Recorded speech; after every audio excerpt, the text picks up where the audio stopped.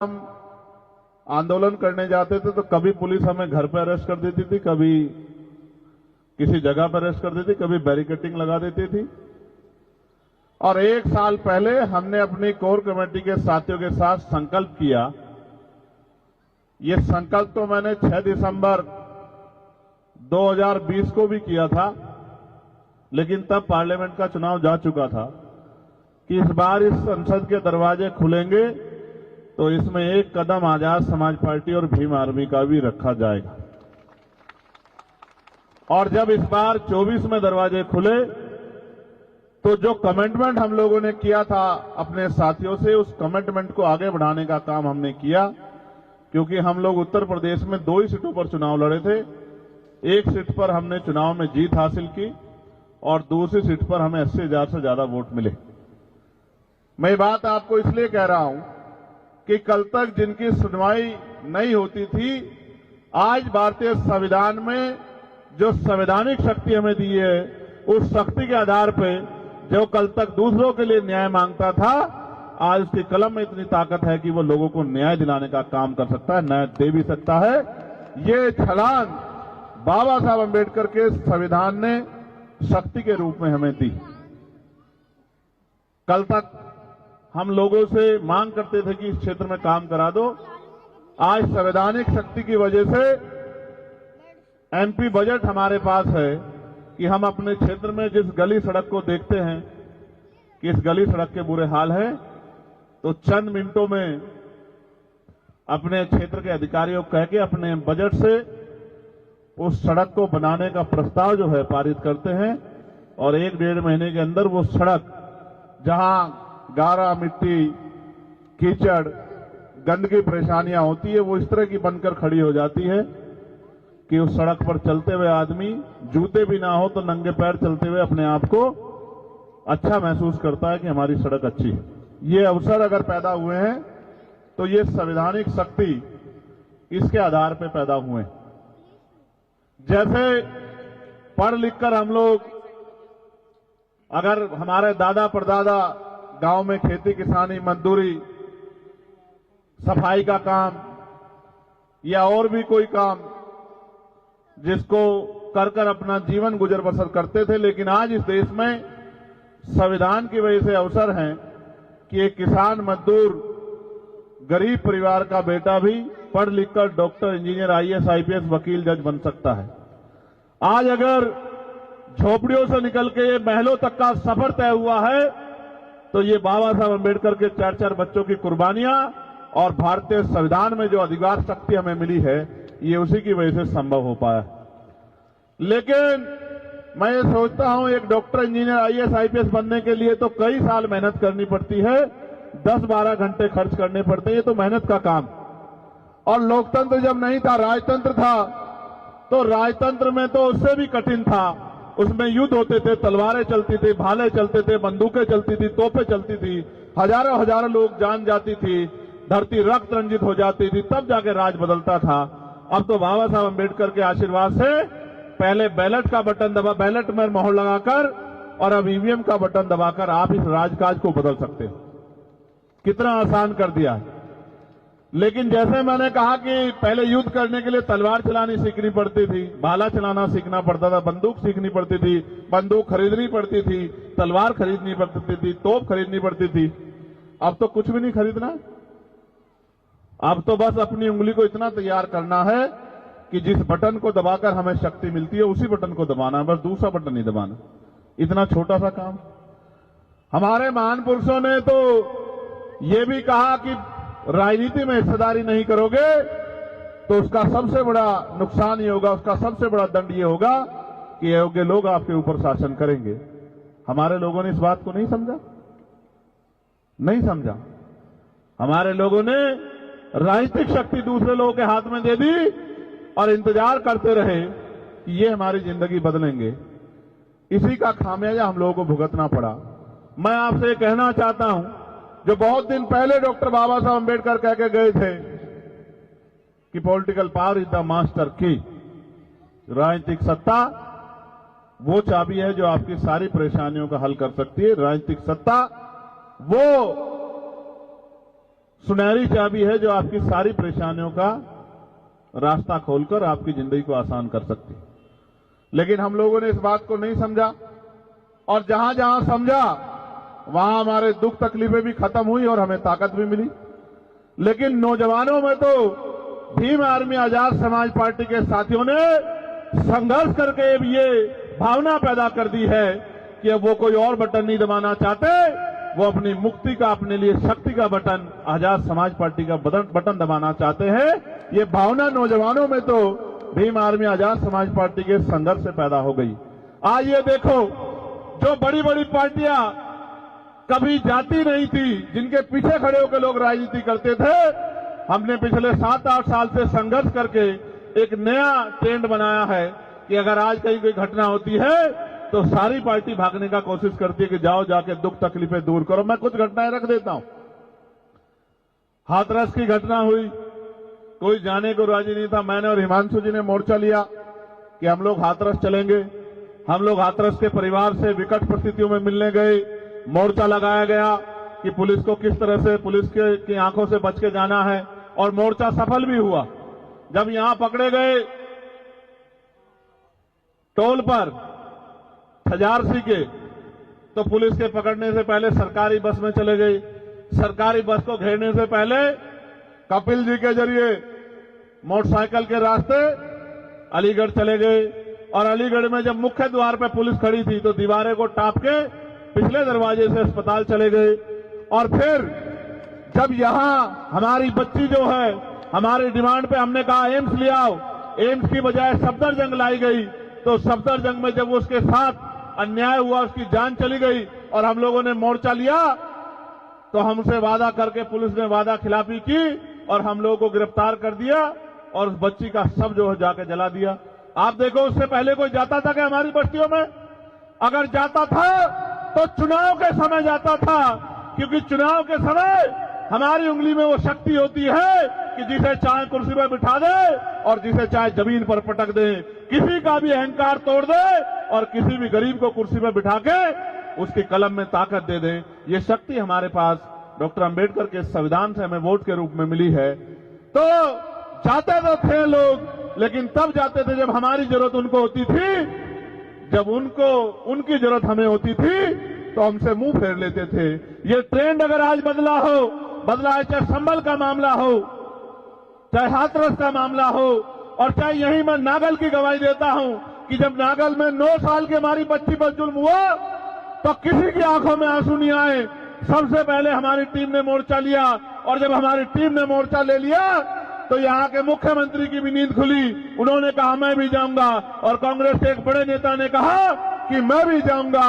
मैंने कहा था वहां जाके कि अब चंद्रशेखर आजाद आ गया है, अब आप देखना कि हर नेता को लगेगा कि वहां जाना चाहिए। जब मीडिया भी उस घटना का नजरअंदाज कर रही थी, आपकी शक्ति के सामने मीडिया ने भी कहा कि अन्याय हुआ और उनको जेल जाना पड़ा। ये बात मैं आपसे इसलिए कह रहा हूं कि मैंने यहां सर्द रातें बिताई हैं, चाहे शाहीन बाग का आंदोलन हो या जामिया के बच्चों पर जब लाठियां पड़ी उनका आंदोलन हो, जिसके सामने हेडक्वार्टर का घेराव करके। और एक बात जो मुझे हमेशा याद रहती है कि जब हम रात को हेडक्वार्टर पे गए थे तो कुछ घंटों के बाद हमने जब वहां से चलने की कोशिश की तो एक भाई ने और एक बिटिया ने मेरा हाथ पकड़ लिया और मुझसे कहा कि भैया आप मत जाना, सब चले जाएं, आप मत जाना। तो सिकंदर साहब, मैंने कहा कि क्यों नहीं जाना? तो बोले आप चले जाओगे तो पुलिस हमें बहुत मारेगी, हम बेटियां हैं, आप हमारा अपमान होगा, आप मत जाओ। और मैंने हिमांशु जी से कहा कि भाई अब क्या करें? तो बोले करना क्या है कि अब यहां रहना है, इनकी रक्षा करनी है, यही तो काम हम लोग करते हैं। तो फिर हमने गाड़ी मंगाई और गाड़ी के ऊपर हम लोग लेट के, ठंड का मौसम था, 0 डिग्री टेम्परेचर जा रहा था, तो रात को 3 साढ़े 3 बजे तक उस पर बैठे रहे। 3 साढ़े 3 बजे तक जो है आंदोलन करते रहे, और जब तक वो बच्चे नहीं छूटे और पुलिस ने जामिया को नहीं छोड़ा तब तक लड़ते रहे। और जब सब बच्चों को छोड़ दिया जो पकड़े थे, तब उसके बाद हमने वहां से निकलने का काम किया। इसी दिल्ली में गुरु घर का आंदोलन हुआ, इसी दिल्ली में लाखों लोग आए, 96 लोग अरेस्ट हुए, पुलिस ने लाठियां बजाई और 66 दिन तक जेल काटनी पड़ी। और पहली बार ऐसा हुआ 2 अप्रैल 2018 के बाद कि सुप्रीम कोर्ट को अपना फैसला वापस लेना पड़ा और गुरु घर की उस जमीन को खाली करनी पड़ी, जिस जमीन को उन्होंने कह दिया था कि ये जमीन आपको नहीं मिलेगी। उस जमीन का भी आंदोलन लड़ा। वो हमारी गुरु घर की जमीन है, हमारे लिए वो शक्ति स्थल से कम नहीं है। हमने यहां जमा मस्जिद का आंदोलन भी लड़ा। सब लोग कहने लगे कि साहब छोड़ दो, पुलिस गिरफ्तार करेगी। तो मैंने कहा गिरफ्तार करेगी तो कहां ले जाएगी? जेल ही तो ले जाएगी, इसके अलावा कहां ले जाएगी? तो जेल गए। अब जेल गए, लाठियां भी खानी पड़ी। अब पुलिस सरकार की होती है। अब केंद्र में हम लोग नहीं है, यहां की पुलिस केंद्र सरकार के अधीन है। जिस दिन हम लोग केंद्र में होंगे तो वो बेचारे हमारे हिसाब से काम करेंगे। तो बहुत नुकसान उठाना पड़ा, जेलें काटनी पड़ी निर्दोष होते हुए। पुलिस से कोर्ट ने पूछा कि बताओ चंद्रशेखर का अपराध क्या है, वो तो वकील आदमी है। तो उन्होंने कहा साहब इन्होंने भड़काऊ भाषण दिया। कि भड़काऊ भाषण क्या था दिखाओ। अब क्या कहा था? कुछ नहीं। मैंने वहां कहा कि प्रस्तावना संविधान की पढ़ा और वही मिलेगा जो मिलता आया। हर मिलने वाले की बात जान लो कि जब आप किसी की तरफ हाथ फैलाते हो तो वो नहीं देता जो आपको चाहिए, वो देता है जो उसकी जेब में होता है और जिसको वो आपको देना चाहता है। और मेरे शब्दों में तो सुनो, वो झूठन देता है आपको। आपकी इच्छा होती है 1 रुपए की तो वो 5 पैसे देता है, 10 पैसे देता है। आपकी भावनाओं का सम्मान नहीं रखता। लेकिन जब बाबा साहब अम्बेडकर संविधान में हमें वोट का अधिकार देके गए हैं और इस वोट की शक्ति के आधार पे राजा महाराजा बड़े नेता जिन्होंने हमारी बस्तियां नहीं देखी, जिन्होंने हमारी परेशानियां नहीं देखी, हमारे घर नहीं देखे, हमारी तकलीफें नहीं देखी, हमारा भूखा पेट नहीं देखा, हमें गटर में उतरते नहीं देखा, हमें मार खाते नहीं देखा, हमें गटर में मरते नहीं देखा, 7,000, 12,000, 11,000 पे अपने बच्चों को पालते नहीं देखा, जिन्होंने हमें हमारी रोटियों को नहीं देखा, जिन्होंने हमारे खाली बर्तनों को नहीं देखा, जिन्हें आज भी हमसे गैर बराबरी का एहसास होता है, वो भी हमारे बीच में आते हैं, हमारी माओ के पैर छूते हैं, हमारी बहनों का हाथ पकड़ के कहते हैं कि आप मेरी बहन हो, हमारे घरों में आते हैं, हमारे बीच में बैठ के खाना खाते हैं, हमारे गिलास में पानी पीते हैं। कभी कभी गिलास अपना ले आते हैं लेकिन पानी पीते हैं, बर्तन अपने ले आते हैं, खाना अपना ले आते हैं, हमारे बीच में बैठ के खाते हैं। ये साबित करने की कोशिश करते हैं कि हम आपके हितैषी हैं। लेकिन जब आप पे जुल्म होता है, जब आपके अधिकार छीनते हैं, जब आप कहते हो कि ठेका नहीं होना चाहिए, संविदा नहीं होनी चाहिए, पक्की नौकरी होनी चाहिए जो संविधान कहता है, समान काम समान वेतन होना चाहिए, तो तब वो सब लोग घर भाग जाते हैं। मैं घटना और बताता हूं। कोरोना काल में मुख्यमंत्री जी ने घोषणा की कि हर कोरोना वॉरियर को 1 करोड़ रुपए मिलेगा। क्यों भाई, यही थी ना घोषणा। एक हमारा सफाई कर्मचारी भाई जिसका जीवन खत्म हो गया, उसके परिवार के पास हम गए, हमने कहा भाई मोर्चा निकलेगा। अब मोर्चे से बड़ी डरती है सरकार, मोर्चा निकलेगा, घोषणा हुई तो सरकार के लोगों ने बुला लिया। हमने उसको वादा किया कि एक नौकरी दिलाएंगे और 1 करोड़ रुपए दिलाएंगे जो आपका अधिकार बैठता है। सरकार ने उनको नौकरी दे दी चुपचाप और 10 लाख रुपए दे दिए और उससे कहा कि चुप हो जाओ, घर में जाके बैठ जाओ। हमने इनसे कहा कि मोर्चा निकालेंगे चलो, तो बोले वो तो लड़ ही नहीं रहे। तो मैंने कहा क्यों नहीं लड़ रहे हैं? उन्होंने बताया कि ऐसा ऐसा हो गया।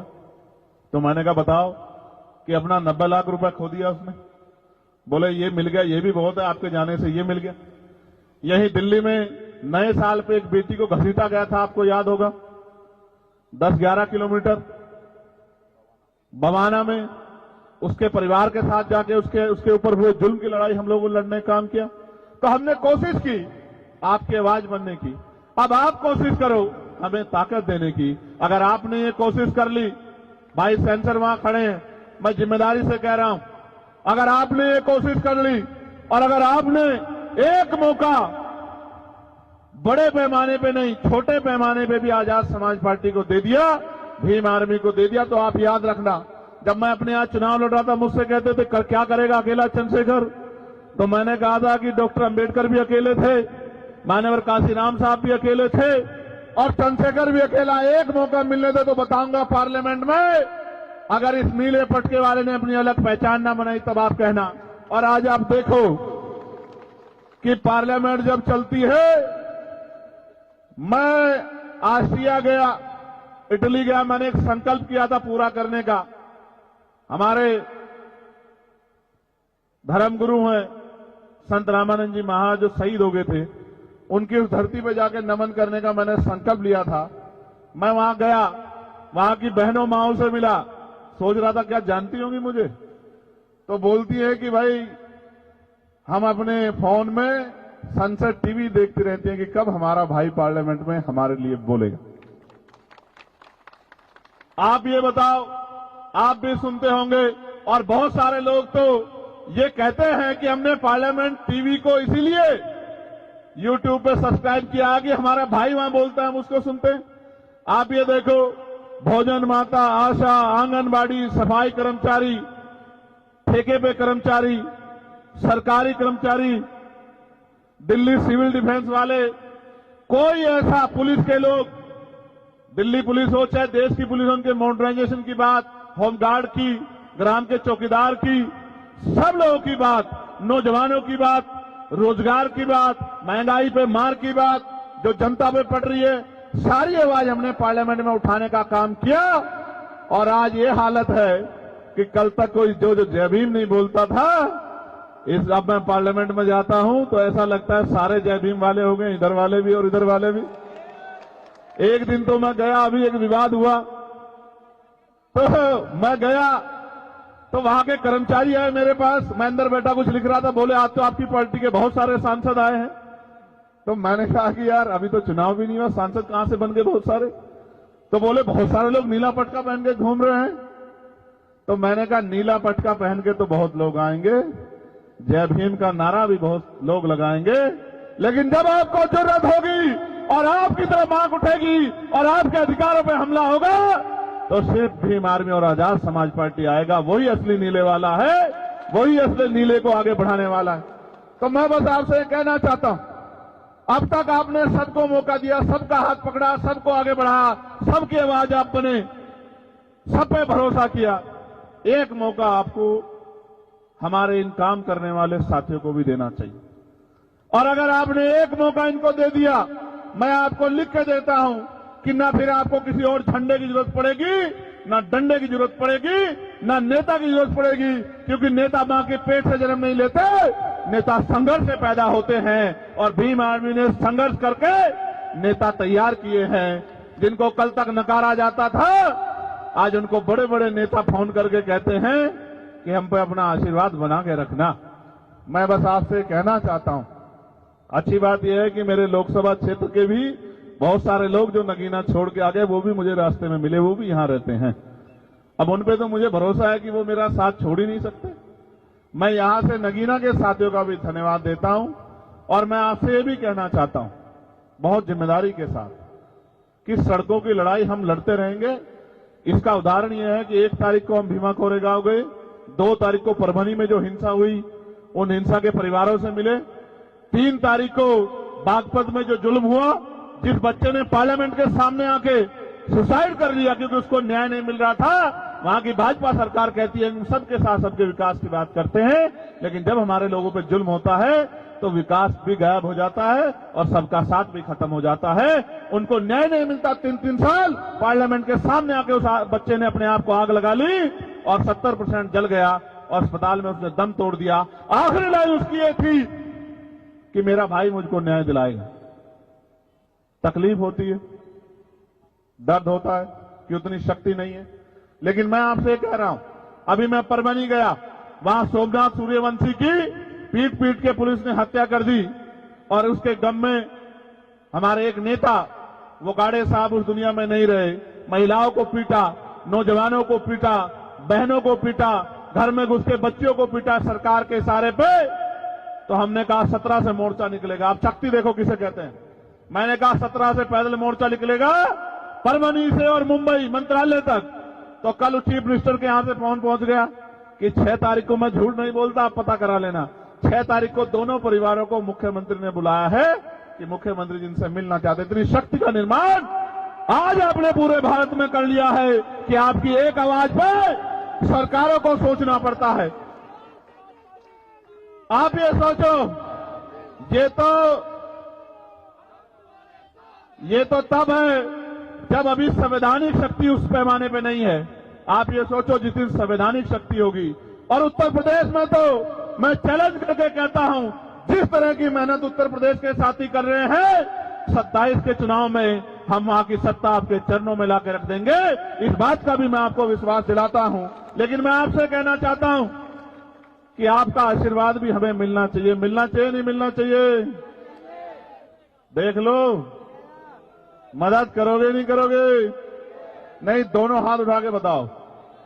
नहीं, दोनों हाथ से बात नहीं बढ़ेगी। अपनी अपनी जगह पे खड़े होके बताओ, मदद करोगे नहीं करोगे? अच्छा, एक मिनट बैठ जाओ। आखिरी बात बता देता हूं, ये मेरे कान में इन्होंने कुछ कहा। आप देखो, मीडिया के साथी भी यहां खड़े, रिकॉर्ड कर लेना। जितनी योजनाएं सारी सरकारें चला रही हैं, दोबारा कह रहा हूं, फ्री बिजली, फ्री पानी, फ्री ये और भी कुछ टैक्सीज, उनकी सारी योजनाएं, और उन योजनाओं पे भी प्लस करके, मैं किसी की योजना ना गिनाता, मैं संवैधानिक शक्ति को समझता हूं। ये जो बजट है ना, जो आपके ऊपर लग रहा है, ये बजट आप ही की जेब से गया टैक्स के रूप में। आपका पैसा आपके ऊपर लगाना कोई बहुत बड़ा काम नहीं। अब तो चुनाव आएगा तो बहुत लोगों की पोल खोलने का काम करेंगे। एमसीडी वाले क्या कर रहे हैं, दिल्ली सरकार वाले क्या कर रहे हैं, बहुत लोगों की बात बताएंगे आपको। लेकिन आप ये सोचो, जितना ये आपको आज कह रहे हैं कि हम देंगे और दे रहे हैं, मैं इससे 4 गुने की गारंटी देता हूं। क्योंकि हमें कोई पैसा घर नहीं लगाना, अपने घर में नहीं लगाना है। आपके लिए आपका पैसा आप ही के ऊपर लगाना है। तो जो ये दे रहे हैं, इसके 4 गुने की गारंटी मैं आपको देता हूं। मैंने मांग की प्राइम मिनिस्टर से कि उच्च शिक्षा में स्कॉलरशिप मिलनी चाहिए। दिल्ली के मुख्यमंत्री ने पढ़ लिया। उनकी रिसर्च टीम ने अगले दिन उन्होंने कहा, मैं बहुत बड़ी घोषणा बाबा साहब अंबेडकर पे करना चाहता हूं, कल इस समय करूंगा। हमारे साथियों ने कहा कि मुख्यमंत्री जी को घोषणा, हमने कहा हमारा चार्ट उठा लो, 12 घोषणा में से एक घोषणा उसमें से ही होगी। तो कहा, बाबा साहब अंबेडकर शिक्षा को बड़ा महत्व देते थे, तो उस शिक्षा में हम लोग स्कॉलरशिप देने का काम करेंगे। मगर अब देखो कितने तेज है, गौर से सुनो, वो अपना एडमिशन करवा ले तो उनको बाकी सारी मदद हम लोग करेंगे। भाई ये बताओ, 12वीं तक की स्कॉलरशिप देके डॉक्टर बना दोगे क्या? इंजीनियर बना दोगे क्या? वकील बना दोगे क्या? जज बना दोगे क्या? क्या बना दोगे? बेवकूफ तो बना सकते, क्योंकि हाई स्कूल इंटर तो हमारा मरा गिरा आदमी भी रूखी सूखी खाके अपने बच्चों को करा ही देता। अगर करना है इस देश में, जो बाबा साहब अम्बेडकर कहते थे आपको बिजली फ्री दे देंगे, पानी फ्री दे देंगे, रोटी अनाज दे देंगे, लेकिन आपके बच्चों को एजुकेशन नहीं देंगे। क्योंकि एजुकेशन सवाल को जन्म देती है। और जिस दिन आपके बच्चों को शिक्षा का अधिकार मिल गया और मुफ्त शिक्षा मिल गई और गुणवत्तापूर्ण शिक्षा मिल गई, आप याद रखना, आपका रास्ता कोई नहीं रोक सकता। इसका उदाहरण डॉक्टर बाबा साहब अम्बेडकर है कि ये ना चाहते हुए भी बाबा साहब अम्बेडकर संविधान सभा में भी गए और कानून मंत्री भी बने। इसलिए मैं आपको कहना चाहता हूं, मैंने पार्लियामेंट में कहा था कि समान शिक्षा पॉलिसी लागू कर दो। मैं सत्ता पक्ष को भी कह रहा हूं, विपक्ष को भी, अगर आप इतने अच्छे हो तो करो समान पॉलिसी लागू। अगर बाबा साहब समान शिक्षा पॉलिसी लागू, अगर बाबा साहब अम्बेडकर को नेता मानते हो, बाबा साहब अम्बेडकर की बात को मानते हो, समान हेल्थ पॉलिसी लागू करो कि गरीबों का इलाज भी, क्या तो सारे प्राइवेट स्कूल अस्पताल गरीबों के लिए भी खुले मुफ्त में, या सबका इलाज सरकारी अस्पताल में हो और इलाज बेहतर से बेहतर होना चाहिए कि पैसे की कमी कारण किसी की जान ना जाए। होना यह चाहिए कि गरीब के बच्चे को एजुकेशन वो कभी तक ले, गुणवत्तापूर्ण एजुकेशन, और वो इतने कम दामों में मिलनी चाहिए किसी की जेब ना कटे। हमने तो देखा अपने आप से कि बड़े स्कूलों में, प्राइवेट में हमारे लोग हिम्मत करके भेजते हैं। मेरी माएं पेट पे कपड़ा बांध लेती हैं, एक टाइम का भोजन काट के अपने बच्चों को पढ़ाती, क्योंकि बाबा साहब कह के गए थे। लेकिन सच ये है कि ये सारे काम आपके आसान हो सकते हैं अगर आप अपनी राजनीतिक ताकत बना लो। मैं ये महसूस करता हूं, आप सब कुछ सीखे बाबा साहब से, बस ये अपनी उंगली का सही प्रयोग करना नहीं सीख पर, जो सबसे आसान काम है। इस उंगली का सही प्रयोग करना सीख लो, आपके बच्चों के और आपके तरक्की के रास्ते खुलने में बहुत देर नहीं लगेगी। आप यहां आए, आपने मुझे सुना,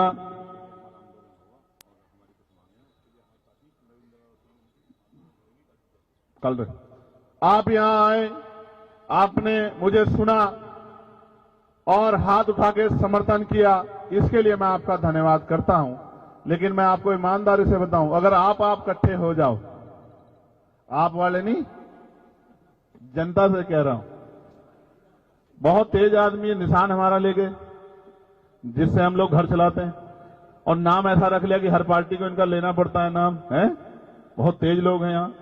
तो मैं आपसे कहना चाहता हूं, अगर हमारे कमजोर समाज का हाथ हमारे सर पर आ जाए, उनका आशीर्वाद मिल जाए, तो फिर किसी दूसरे की जरूरत नहीं पड़ेगी, फिर आप अपने आप में शक्तिशाली हो जाओगे। आपके किसी के दरवाजे पर जाके नेता को ढूंढने की जरूरत नहीं पड़ेगी, क्योंकि आपके ही बच्चे आगे बढ़ के नेता बन जाएंगे। और वही बाबा साहब अम्बेडकर चाहते थे कि हम किसी के आगे हाथ फैलाने वाला नहीं, हम किसी के आगे हाथ फैला के मांगने वाला नहीं, देने वाला समाज बने। हमारी कुर्सी में, हमारी कलम में ताकत होनी चाहिए। एक जानकारी हमारे नेताजी ने यहां दी है, दीना माना कर्मचारी फेडरेशन, जो सफाई कर्मचारियों के लिए और अन्य कर्मचारियों के लिए एक बड़ा मूवमेंट हमारा चल रहा है। रविंद्र भाई और उनके साथी नोएडा विकास प्राधिकरण, नोएडा सेक्टर 6, गौतम बुद्ध नगर उत्तर प्रदेश में सफाई कर्मचारियों की मांगों के लिए प्राधिकरण दफ्तर सेक्टर 6 के सामने हड़ताल कल से शुरू करेंगे। सेक्टर 6 में और 6 तारीख से हड़ताल शुरू करेंगे।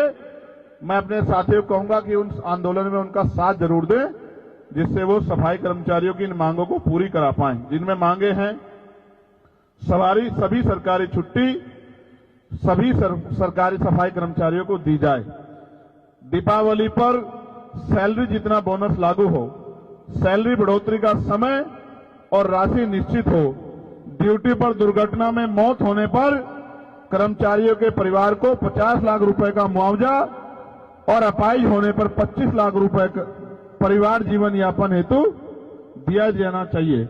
और भी कई सारी मांगे हैं कि सफाई कर्मचारियों के लिए समान कार्य समान वेतन लागू होना चाहिए और सफाई कर्मचारियों से दुर्व्यवहार नहीं होना चाहिए, उनके सम्मान की रक्षा होनी चाहिए, क्योंकि वो आपकी गंदगी को साफ करने का काम करते हैं। मैं इनकी मांग का समर्थन करता हूं और आपको यहां पहुंचने पर धन्यवाद करता हूं। और एक बार दोनों हाथ उठा के आशीर्वाद देकर ये संकल्प और मजबूत कर दो कि इस बार आप आजाद समाज पार्टी भीम आर्मी के संघर्ष को कामयाब करने का काम करोगे। दोनों हाथ उठा के जरा इस विश्वास को मजबूत कर दो कि आपका आशीर्वाद हमें मिलेगा। और मंजीत मेहरा साहब यहां होंगे या चले गए? चले गए? अच्छा ठीक है, चले गए तो कोई बात नहीं, फिर आप अपने बच्चों को भी संविधान पढ़ाया करो, संविधान में मिले अधिकारों के बारे में बताया करो, उनके कर्तव्य और उनके अधिकार की जानकारी दिया करो। बहुत बहुत धन्यवाद। जय भीम, जय भारत, जय संविधान, जय मंडल, जय जोहार, जय लोकतंत्र, जय विज्ञान। और आप